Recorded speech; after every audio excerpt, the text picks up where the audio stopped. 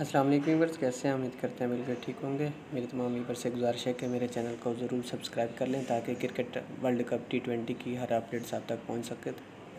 तो बात करते हैं पाक भारत मैच की, जो कल बरोज़ इतवार को शाम 7 बजे खेला जाएगा।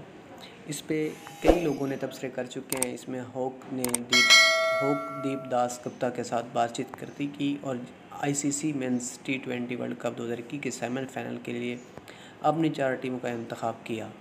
दिलचस्प बात यह है कि होग ने ऑस्ट्रेलिया को आखिरी 4 टीमों से खारिज कर दिया और कहा कि पाकिस्तान सेमीफाइनल के लिए क्वालिफाई नहीं करेगा अगर वो भारत के ख़िलाफ़ अपना पहला मैच हार गया तो।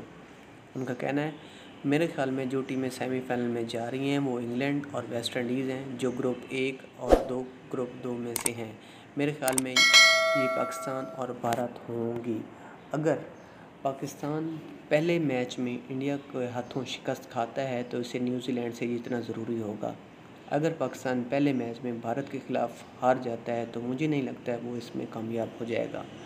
तो ये थी आज की हमारी वीडियो। तो मज़ीद अपडेट्स के लिए मेरे चैनल को ज़रूर सब्सक्राइब कर लें। जो लोग नए हैं मेरे चैनल को आए हैं, मेरी वीडियो को लाइक करें, शेयर करें और दोस्तों में शेयर करें।